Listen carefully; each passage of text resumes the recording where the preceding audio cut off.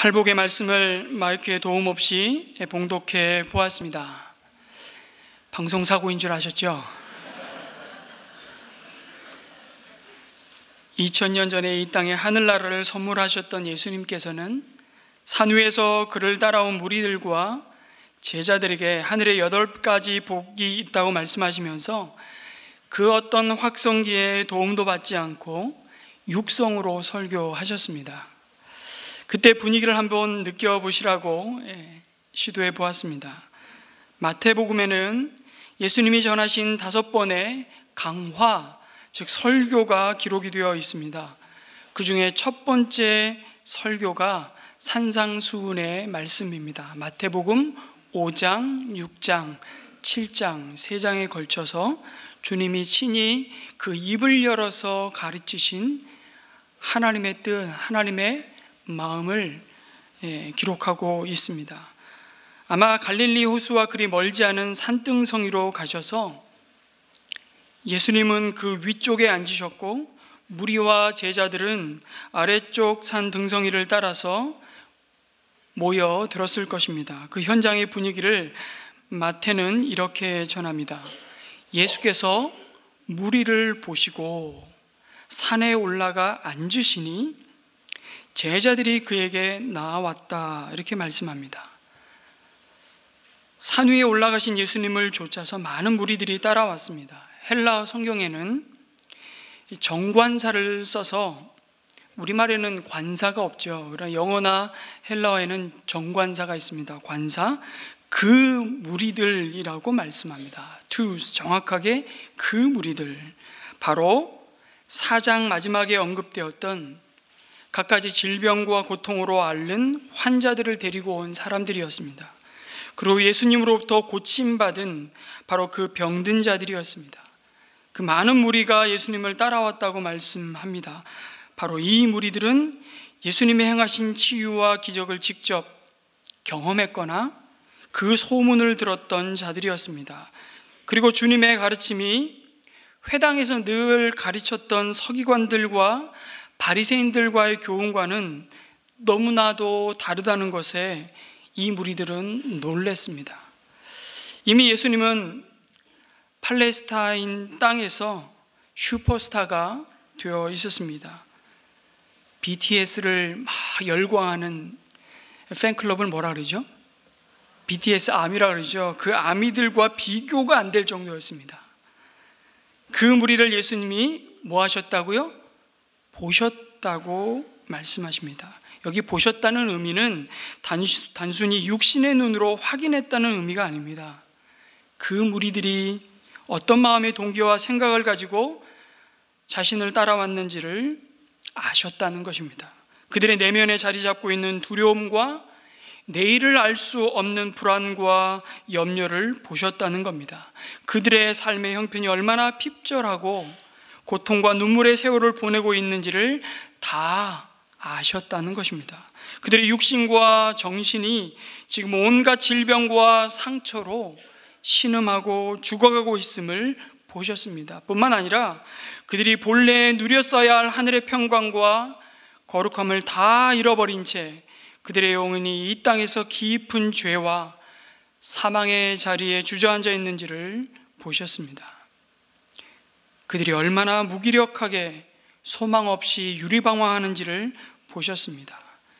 그럼에도 그 한 줄기 빛을 찾아서 예수님을 따르고 있었지만 여전히 그들은 하나님이 그들에게 주시고자 하는 하늘의 영광과 그 온전한 회복의 은혜를 구하기보다는 당장 내 눈앞에 먹고 사는 문제만 해결될 수 있다면 더 이상 바랄 것이 없는 자들인 것도 또한 아셨습니다. 그들은 천국 복음이고 구원이고 하늘의 복, 그딴 것은 잘 모르겠고요, 당장 내 아픈 육신의 질병을 고쳐주시고 끼니 걱정 안 하고 이 자식들만이라도 나와 같은 삶 살지 않고 보다 부유하고 힘 있는 자리에서 남들에게 무시당하지 않고 살 수만 있다면 여한이 없는 자들이었습니다. 그런 소망과 기대를 충족시켜 줄 수 있는 기적의 사람을 그들이 보았던 것입니다. 그리고 구름대같이 몰려들었습니다. 그런데 예수님은 자신을 따라온 그 많은 무리를 보았지만 그들 가운데 제자들이 그에게 나왔다고 말씀하시면서 의도적으로 무리와 군중들과 제자들을 구별하셨습니다.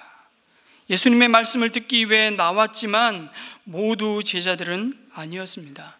그때나 지금이나 주님은 물으십니다. 너는 아직도 그 무리들 가운데 있는 한 사람인지 아니면 나를 따르는 제자인지를 묻고 계십니다.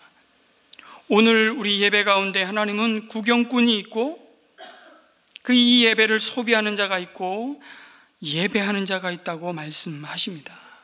그러시면서 이 산상수훈의 말씀을 여시는 팔복의 말씀이 무리들에게는 오히려 실망스러운 것일 수 있다고 말씀하시는 겁니다.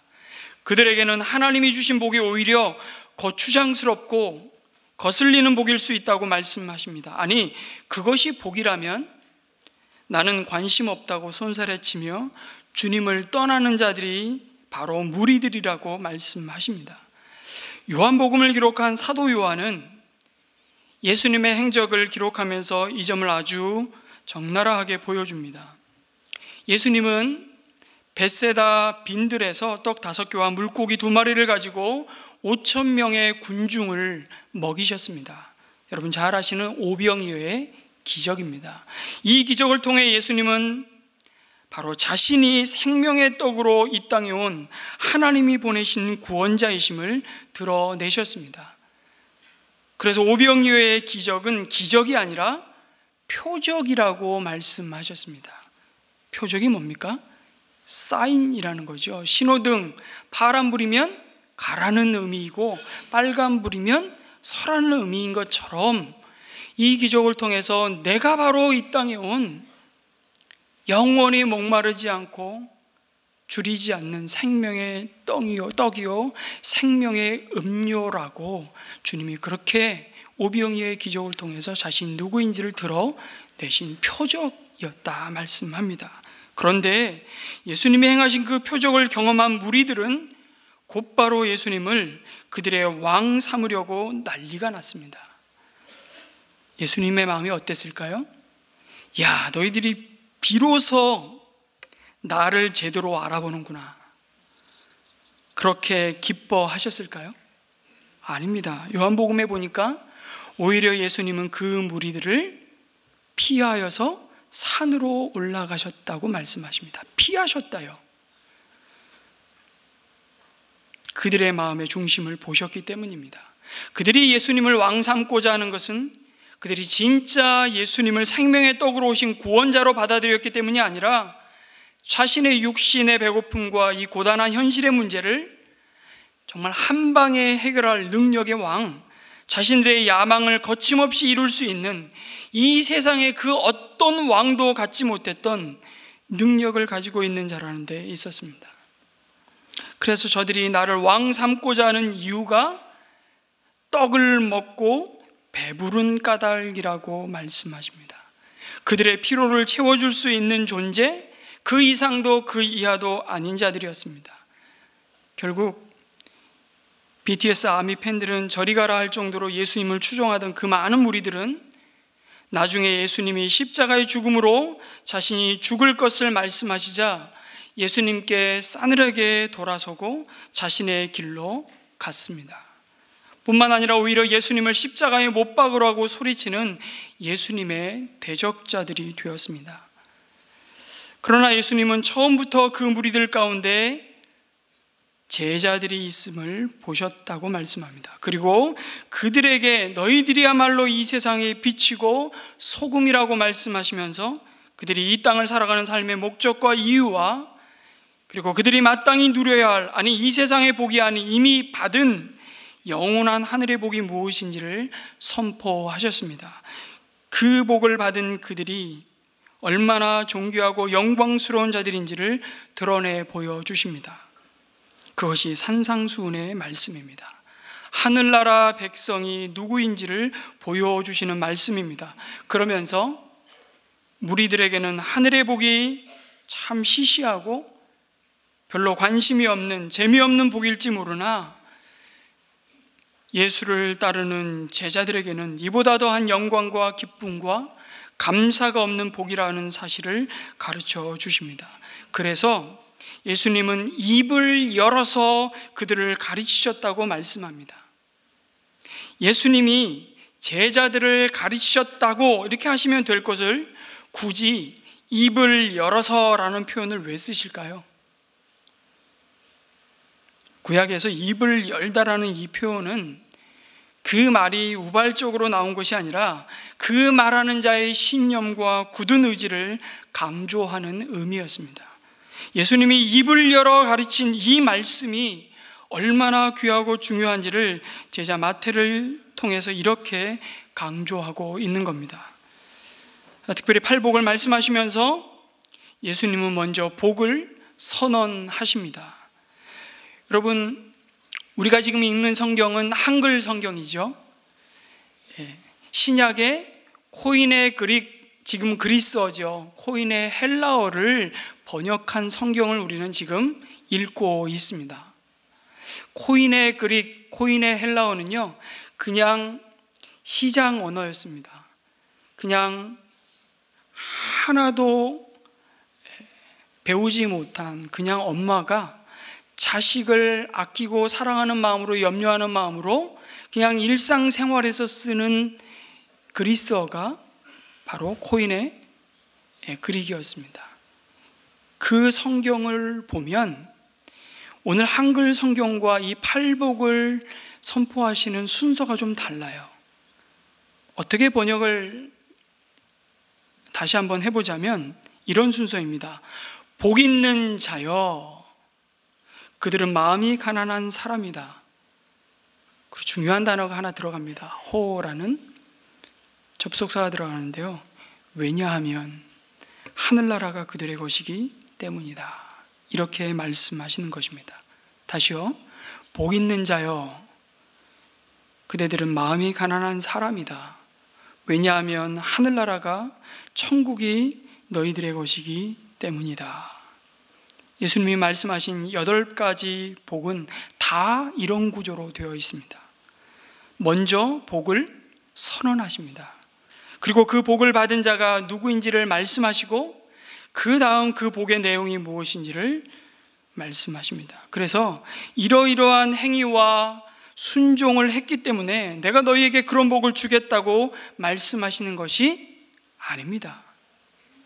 하늘의 복을 받은 여러분이요, 당신의 행위와 충성과 하나님의 나라와 복음을 위한 수고가 그 복을 위한 조건과 근거가 되고 있다면 저와 여러분은 어느 순간 또 불안하고 낙심하게 될 것입니다.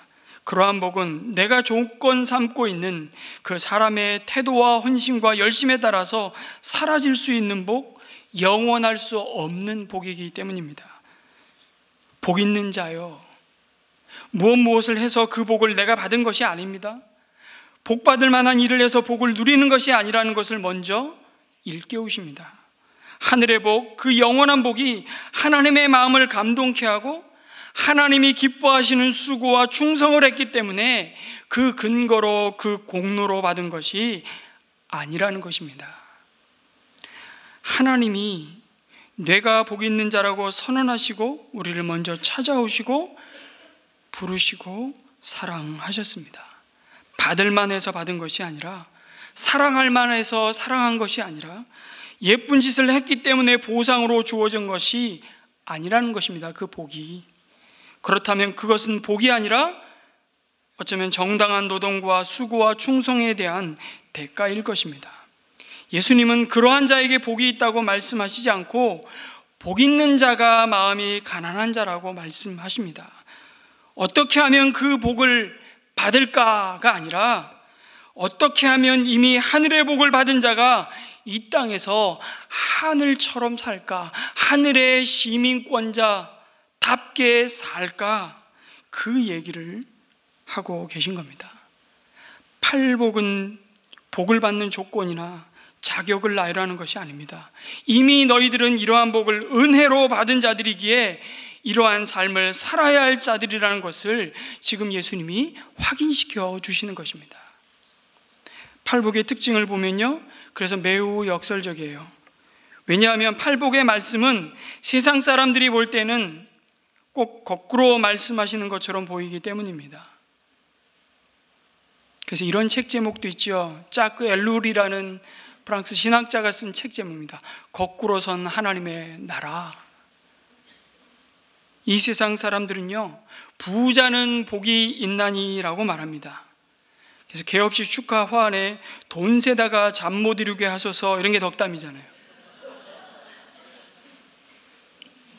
제가 몇 번 말씀드렸지만 판교회 샘물교회 우리 블리케처 교회를 하고 첫 무슨 예배입니까? 그 첫 예배를 드릴 때 불교도이신 저희 큰 이모님이 저희 어머니를 통해서 봉투 하나를 탁 내미시더라고요. 봉투에 이렇게 써 있었습니다. 만선아 개업을 축하한다. 그분들의 눈에는 개업이에요. 심지어 제가 이런 얘기도 들었습니다. 야, 성도들이 11조 내면 몇 대 몇으로 가르니? 이게 그냥 일반 세상 사람들의 교회를 바라보는 인식입니다. 웃으면 복이 와요. 웃는 자는 복이 있나니. 그런데 팔복은 마음이 가난한 자가 복이 있다는 말씀에 의해서 바로 심각한 복을 선언하고 계십니다. 슬퍼하는 자가 복이 있나니 라고 말씀합니다. 꼭 반대로 얘기하시는 것 같습니다. 여러분, 팔복은 세상의 번영을 약속하지 않습니다. 이 땅에서 내 신분을 여러분 규정하고 있는 것들이 뭘까요? 많은 것들이 있지만 가장 중요한 것은 돈일 것입니다. 그래서 예수님의 36가지 비유 가운데 거의 절반 가까이가 이 돈과 물질과 관련된 비유였습니다. 믿음, 소망, 사랑보다 돈과 관련된 성경의 말씀이 훨씬 많다는 거 여러분 아십니까? 그 돈이 우리에겐 하나님이기 때문에 그렇습니다. 그래서 우리는 돈이 많으면 사람들이 어떻게 돈 많은 사람을 부르죠? 저 사람 잘 사나 봐. 그런데 좀 구질구질해 보이고 똥차도 없이 맨날 남의 차 얻어 타고 다니면 우리는 저 사람 참 못 산다고 말합니다. 여러분, 말 모양새부터 틀렸다는 거 아시겠습니까? 여러분, 돈이 많은 것하고 잘 사는 것하고는 아무 상관이 없습니다. 반대로 돈이 좀 없어서 불편하게 살 수는 있어도 못 사는 것하고는 역시 아무 상관이 없습니다. 그런데 우리는 그렇게 말하고 그렇게 규정하고 그렇게 생각하며 삽니다. 그래서 잘 살려면 일단 돈이 많고 봐야 된다고 믿습니다. 그게 세상이 우리에게 날마다 TV에서, 인터넷에서, 쇼핑몰 광고판에 붙여놓은 메시지입니다. 속고 있는 것입니다. 무슨 얘기하려는 겁니까? 너희들이 복을 논하려거든 하나님이 주고자 하는, 하나님이 약속한 복을 소유한 자들인지를 먼저 생각해 보라는 것입니다. 나를 떠나서는 너희가 아무것도 할 수 없다는 사실을 진정 인정할 수 없다면 너희가 너희 스스로를 복되다고 규정하는 그 모든 것들은 결국 너희를 속일 것이고 오히려 너희를 비참하게 만들고 마침내 너희를 멸망으로 인도할 것이라고 말씀하십니다. 그것이 뭡니까? 요한일서 2장에는 그게 육신의 정욕이요 안목의 정욕이요 이생의 자랑이라고 말씀합니다. 이것이 산상수훈에서 줄기차게 주님이 하시는 말씀이죠. 뿐만 아니라 예수님께서 말씀하시는 복은 자기 스스로 가지는 복이 아니라 하나님이 갚아주시는 복입니다. 이것이 세상의 복과 다른 점입니다. 세상의 복은요, 내가 무엇을 소유함으로 얻는 복입니다. 여러분, 새해 들어서 내가 꼭 정말 개비하고 싶은 어떤 살림을 혹시 장만하셨습니까? 자동차를 새로 혹시 뽑으신 분이 계십니까? 요즘 자동차 얼마나 좋습니까? 이제 알아서 가지 않습니까? 이제는. 근데 내가 좋은 자동차를 한 대 가지게 되어서 너무 기쁘다면 그때 나의 기쁨의 원인은 뭐죠? 내가 소유한 자동차 안에 들어 있습니다. 그래서 그 자동차가 없어져 버리면 그 기쁨과 만족도 없어지고 맙니다. 이 세상의 권력과 부귀와 명예도 다 마찬가지입니다. 이런 것들은 복의 원인이 근거가 그가 소유하고 있는 대상에 있기 때문에 그 대상이 없어지면 그 복도 사라지고 맙니다. 그래서 이런 복은 그 대상에 의존하고 있습니다. 그러나 주님이 말씀하시는 팔복은 그러한 대상에 의존해 있지 않습니다. 오히려 그 대상이 우리를 슬프게 하고 속이며 우리를 고통스럽게 하지만 하나님이 이 모든 것들을 보시고 우리를 위로하시며 갚아주심으로 우리가 복 있는 자가 되게 하셨다고 말씀합니다. 바로 우리의 복의 근원은 대상에 있지 아니하고 영원히 불변하시는, 우리를 사랑하시되 끝까지 사랑하시는 하나님께 있음을 알게 하십니다. 그래서 이 복은 빼앗기지 않습니다. 환경에 따라 흔들리지 않습니다. 그래서 이러한 복을 소유한 사람은 어떠한 일이 닥쳐도 낙마하지 않습니다. 좌절하지 않습니다. 그 이유는 그를 보시고 갚아주시는 하나님이 언제나 그와 함께 계시기 때문입니다. 아멘이십니까? 그래서 바울은 마음이 가난한 자는 복이 있나니 그들의 천국이 그들의 것임이라는 이 말씀을 이렇게 해석하고 번역했습니다. 질그릇 같은 내 안에 보배가 되신 예수 그리스도가 있기 때문에 내가 우겨 싸매임을 당할지라도 쌓이지 않고 거꾸로 뜨림을 당하여도 망하지 않고 답답한 일을 만날지라도 낙심하지 않는다고 바울은 그렇게 내 안에 계신 존귀하신 예수 그리스도를 나의 주로 나의 구원자로 모셔드린 그 인생을 향해서 그렇게 선포하고 있는 것입니다. 질그릇 같은 너무나 연약하고 깨지기 쉬운, 상처받기 쉬운 그 질그릇 안에 보배가 되신 그리스도가 있기에 우리가 존귀한 자요 복 있는 자라고 말씀하고 있는 것입니다. 그러면서 오늘 말씀에 마음이 가난한 자가 복이 있다고 말씀하시는데, 여러분, 마음이 가난한 자가 누구인가요? 마음이 가난한 자? 헬라어로 가난이라는 단어는 신약 성경에 보니까 두 종류가 있습니다. 하나는 푸토코스라는 말이고요, 또 하나는 페네스라는 말입니다. 기억 못하셔도 됩니다. 그런데 어떤 차이가 있는지를 알면 마음이 가난하다는 것의 의미를 좀 더 잘 이해할 수 있을 겁니다. 여러분, 페네스는 상대적인 가난입니다. 자기 스스로의 힘으로 살아가기는 하지만 다른 사람과 비교해 볼 때 상대적으로 가난하다는 것입니다. 예를 들면 이런 겁니다. 생필품은 가지고 있지만 사치품은 없는 것입니다. 그러나 앞에 말씀드린 푸토코스는 절대 빈곤을 말합니다. 완전히 파산한 사람, 가진 돈이 한 푼도 없는 거지와 같은 상태의 그 가난을 말합니다. 그래서 여러분, 부자의 문 앞에서 헌대를 하르며 부자가 오늘 내주는 그 일용할 양식을 먹어야만 사는 그 나사로, 그 거지 가난한 나사로라고 표현할 때 그 거지라는 단어를 푸토코스라고 쓰고 있습니다. 또 이 단어는 어디에서 쓰이고 있냐면 두 렙돈을 성전에 나와 하나님 앞에 헌금으로 드리고 빈 털터리가 된 가난한 과부, 그 과부를 향해서 푸토코스, 자신의 힘으로 자신의 의식주를 해결하지 못하는 가난입니다. 다른 사람의 도움이 없이는 생존 자체가 불가능한 거지 상태의 가난이 바로 푸토코스입니다. 예수님께서 마음이 가난한 자는 복이 있다고 말씀하실 때 이 가난은 바로 이 절대 빈곤 푸토코스의 가난을 의미합니다. 그런데 여러분, 단순히 물질적인 절대 가난이 아니라 영적인 푸토코스, 영적인 거지를 말하고 있습니다. 물론 누가복음에는 이 팔복의 말씀을 누가가 기록하면서 마음이 가난하다라는 그 마음의 가난으로 쓰지 않고 그냥 가난한 자는 복이 있나니 이렇게 쓰고 있습니다. 왜냐하면 그 마음은 육체와 분리될 수 없는 것이기 때문에 그렇습니다.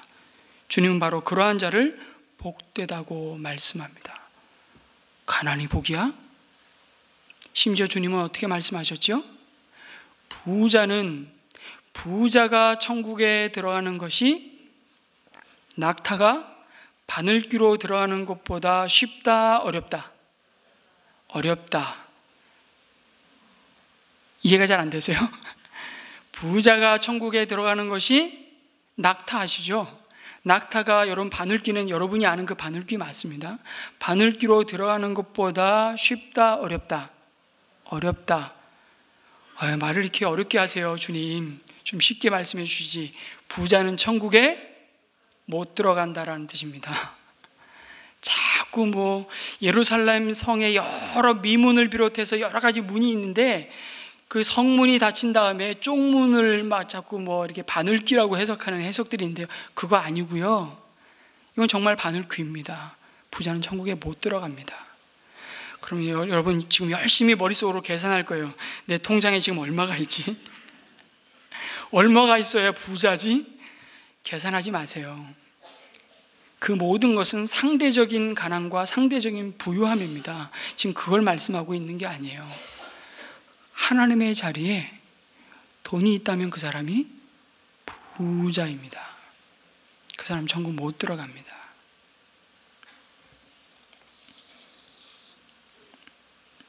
가난한 자는 누구입니까? 바로 그가 하나님의 도움만을 바라는 자입니다. 자신의 공경을 도울 분은 하나님밖에 없음을 알고 하나님에게 도움과 구원을 바라는 사람이기 때문입니다. 자신의 형편과 처지를 도와줄 이는 오직 하나님밖에 없기 때문에 하나님을 바라고 하나님만 믿고 하나님만 의존하는 사람이 바로 마음이 가난한 자입니다. 반대로 하나님 없이도 이 세상을 자기 힘으로 자기의 지혜로 자기의 노력으로 살아가고자 하는 사람은 마음이 부유한 사람, 부자입니다. 바로 스스로 높아진 자입니다. 성경은 이것을 교만한 자라고 말합니다. 여러분, 교만이 무엇입니까? 인간 자신이 하나님이 되어버리는 것이 교만입니다. 여러분, 이 교만이라는 단어는요, 원래 뜻이 부풀리다라는 뜻입니다. 재미있지 않습니까? 교만이라는 뜻이 부풀리다라는 뜻을 갖고 있습니다. 인간은 자기 자신을 있는 그대로 자기보다 항상 더 부풀립니다. 자기를 더 크게 여기고요, 자기가 앉아야 할 자리보다 더 높이 올립니다. 자기가 있어야 될 자리는 피조물의 자리인데 결국 자기를 부풀려서 하나님의 자리까지 앉힙니다. 그것이 교만의 모습입니다. 쉬운 말로 분수를 모르는 것입니다. 반면에 마음이 가난한 자는 자신이 영적으로 가난하며 영적으로 파탄되었음을 하나님 앞에서 겸손히 인정하는 자입니다. 그래서 마음이 가난한 자는 하나님의 은총을 구합니다. 어떻게 해요? 하나님, 저는 죄인입니다. 나를 불쌍히 긍휼히 여겨 주옵소서. 누가 이런 기도를 드리고 있죠? 그렇게 탄식하는 세리의 기도가 바로 심령이 가난한 자가 드리는 기도라고 말씀합니다. 내 안에 그 어떤 의도 거룩함도 없으며 하나님 보시기에 좋은 것이 하나도 없습니다. 하나님, 나 스스로는 나를 복되게 할 수 있는 그 어떤 것도 갖지 못한 자입니다. 여러분, 이것은 단순히 자기 비하를 하고 있는 것이 아닙니다. 하나님의 도우심과 붙드심이 아니면 살 수 없는 자임을 철저히 고백하고 하나님께 자신의 전부를 온전히 의존하고 의탁하여 드리는 자, 바로 이 사람이 마음이 가난한 자라고 말씀하는 겁니다. 그래서 마음이 가난한 자는 절대적으로 하나님을 의존하는 자입니다. 마음이 가난한 자가 어떤 자라고요? 하나님을 절대적으로 의존하는 자입니다. 오직 하나님의 은혜로 오늘 하루를 살아가는 자입니다. 일용할 은혜로, 일용할 양식으로 살아가는 자입니다. 여러분, 예수님은요, 자신에게 다가오는 어린아이들을 애들은 가라, 호통치며 쫓아냈던 제자들을 꾸짖으셨습니다. 그러면서 너희들이 이 어린 아이들과 같지 않으면 결단코 천국에 들어갈 수 없다고 말씀하셨습니다. 굉장히 충격적인 선포입니다. 너희가 지금 내 곁에 오는 이 아이들을 내쫓고 있는데 너희들이 이 어린 아이와 같지 않으면 결단코 천국에 못 들어간다. 무슨 말입니까? 어린아이들 같이 순수하지 못하면 천국과 상관없다는 말입니까? 아닙니다. 아이들이 무슨 순진무구해서 하나님이 천국의 어린아이들의 것이라고 말씀하시는 것입니까? 그렇지 않습니다. 어린아이들의 어떤 면을 보신 것이죠? 부모의 돌봄과 보호가 아니면 오늘 하루의 생존이 불가능한 그 상태, 그래서 그들이 철저히 부모의 그늘 아래에 붙어 있지 않으면 난 죽는다. 절대적인 의존의 마음을 말씀하고 있는 겁니다. 너희들이 하나님의 보호와 그 하나님의 용서와 하나님의 돌보심만을 절대적으로 신뢰하고 의존하지 않으면 살아도 산 것이 아님을 아는 자라는 것입니다. 그래서 스스로 의롭다고 여기며 자신을 하나님보다 더 높이는 하나님 앞에 교만한 자는 결코 하늘나라를 유업으로 받을 수 없다고 말씀하십니다. 가난하다는 말에 담긴 의미가 바로 이 전적인 무능력입니다. 나는 아무것도 할 수 없습니다. 그래서 나는 하나님만을 의지합니다. 하나님 없으면 안 됩니다. 이것이 가난한 마음입니다. 그래서 그 가난한 마음은 하나님을 향한 사실은 열망이죠. 하나님을 의지하지 않고서는 한순간도 숨쉬고 살 수 없는 그 절박함이요, 하나님을 갈망하는 마음입니다. 왜 예수님께서 건강한 자에게는 의원이 쓸데없고 병든 자에게라야 의원이 쓸데있다고 말씀하시면서 영혼이 병든 자, 자신 스스로도 자신을 가망 없는 자라고 고백하고 오직 하나님의 자비와 긍휼을 구했던 이 세리와 장녀들이 하나님 나라를 유업으로 받을 것이라고 말씀하시는지를 여러분 아시겠습니까? 그들에게 구원은 철저히 하나님의 은혜와 용서가 아니면 가망이 없다는 것을 겸손히 인정하고 엎드리는 자들이었기 때문입니다. 그런데 여러분, 착각하시면 안 됩니다. 이러한 겸손한 마음은 자기 비하가 아닙니다. 다시 말씀드리지만 나 같은 인간은 쓸모없는 인간이야. 내가 할 수 있는 게 뭐가 있겠어? 누군가가 여러분에게 무엇을 부탁을 받으면 제가 뭐 아는 게 있어야죠. 저는 아무것도 못해요. 찬양도 못해요. 기도도 못해요. 전도도 못해요. 봉사도 못해요. 그래서 모태신앙인이 있지 않습니까? 다 못한다고 말하는. 그 사람은 마음이 가난한 사람이 아닙니다. 그것은 오히려 일부러 겸손한 척하는 외식일 때가 많다고 말씀하십니다. 말로만 겸손한 척, 제스처로만 겸손한 것을 마음이 가난한 자라고 말씀하시는 것이 아닙니다. 그래서 산상수훈에 보면요, 이 가장된 겸손, 다시 말하면 위장된 교만을 책망하시는데 누구를 향해서 하시죠? 외식하는 자들을 향해서 하십니다. 가장 겸손한 행위가 세 가지가 있어요. 특히 유대인들에게 그 세 가지를 콕 집어서 예수님이 말씀하십니다. 뭐죠? 금식, 기도, 구제입니다. 요 세 가지를 하면 사람들은 다 그 사람을 겸손하다고 말하고 그 사람을 존경하고 그 사람을 칭찬하고 높입니다. 그런데 그 세 가지가 가장 하나님 보실 때 교만한 모습이 될 수 있다라고 경고하고 있습니다. 어떻게 할 때요? 사람에게 보이려고 할 때. 그래서 너희는 구제와 금식과 기도를 할 때 사람에게 보이려고 하지 말라고 말씀하십니다. 오른손이 한 것을 왼손이 모르게 하라고 말씀하시고, 기도할 때 내 골방에 들어가 문을 닫고, 아직 표현을 이렇게 쓰셨어요. 문을 조금 열어놓고 하지 말고 그냥 문을 닫으래요. 그리고 뭐라고 말씀하시죠? 은밀한 중에 보시는 내 천부께, 내 하늘의 아버지께 기도해라. 내가 구하기도 전에 내게 있어야 할 것을 전부 하나님은 다 아신다, 보신다라고 말씀하고 있습니다. 못해 그게 아니고 내가 가장 고상하다고 사람들로부터 인정받고 존경받는 가장 경건한 일을 행해도 교만한 자가 있고, 감히 하늘을 얼굴을 들어 보지 못하고 머리를 다리 사이에 파묻은 채 나는 죽을 인간입니다, 나는 죄인입니다, 나를 불쌍히 여겨주십시오, 세리와 같은 사람이 하나님이 찾으시는 가장 마음이 가난한 자일 수 있다는 것을 산상수는 우리에게 말씀해 주십니다. 진짜 겸손함은 그래서 하나님께 전적인 의존을 하는 사람이고, 자신이 가진 힘과 지혜와 지위로 마땅히 누리고 부리고 주장하고 사용할 수 있는 권리가 있음에도 그것을 다 사용하지 않는 마음입니다. 마땅히 사용할 수 있는 자유가 있는데 그것을 다 누리지 않는 것입니다. 뭐 때문에요?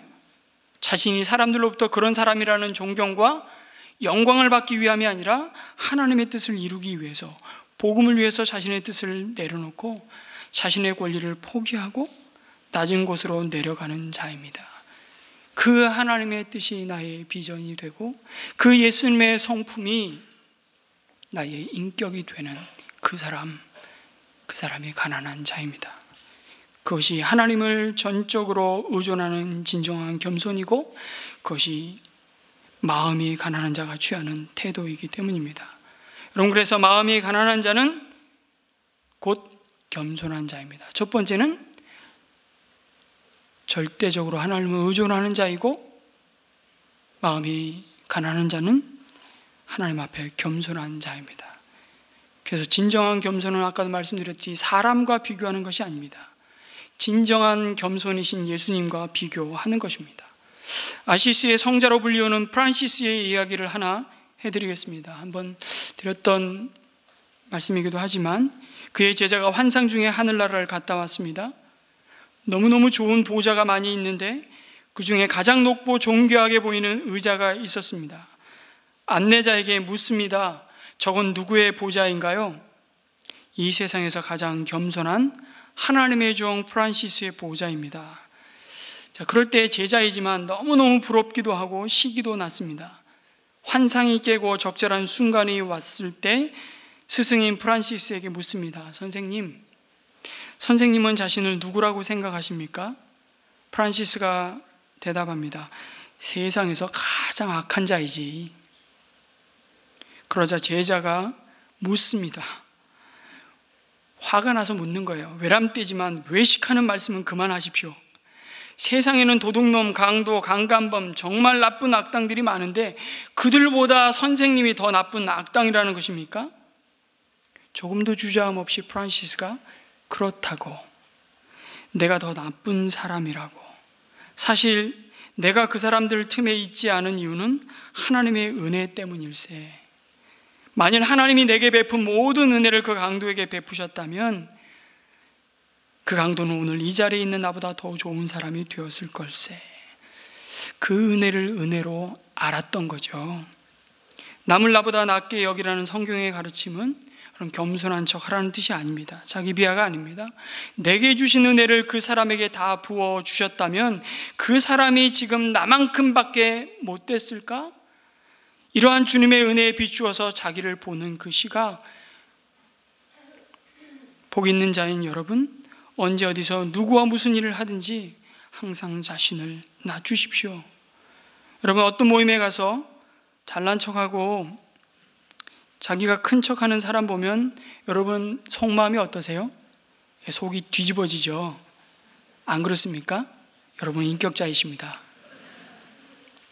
왜 남이 잘난 척하면 견디지 못해 하면서 나는 잘난 척해야 하고 나는 늘 좋은 대접을 받아야만 합니까? 우리 하늘나라의 삶의 원리는 낮추는 원리입니다. 낮추고 주님이 자기를 비워 종의 형체로 이 땅에 오신, 종의 모습으로 오신 것처럼 낮추면 주님이 우리를 높이고 높여주신다고 주님은 약속하십니다. 그래서 마음이 가난한 자는 사실 하나님으로 부요한 자입니다. 하나님으로 만족한 자입니다. 하나님 한 분만으로 충분한 자입니다. 그래서 마음이 가난한 자는 자가 복이 있는 자인 이유는 그 마음에, 그의 삶에 하나님이 함께 하시는 하늘나라가 이미 임했기 때문입니다. 할렐루야. 마음이 가난한 자는 복이 있나니 하늘나라가 그들의 것임이라 말씀하실 때, 나머지 이어지는 6가지의 복은 다 미래형입니다.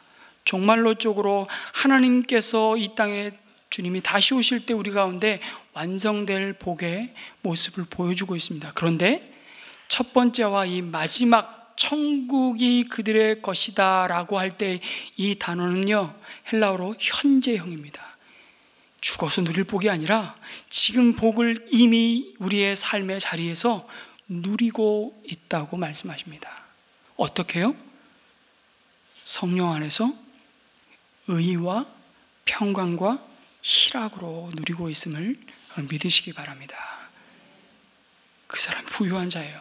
사랑하는 성도 여러분, 올 한 해도 언제나 우리와 함께 하시는 하나님을 의지하고 하나님의 뜻 앞에 내 뜻을 내려놓고 겸손하게 주님과 동행함으로 마음이 가난한 자가 누리는 하늘의 복인, 세상이 줄 수 없고 빼앗을 수 없는 그 거룩함과 평강과 희락이 가득하시길 주님의 이름으로 축복합니다. 아멘.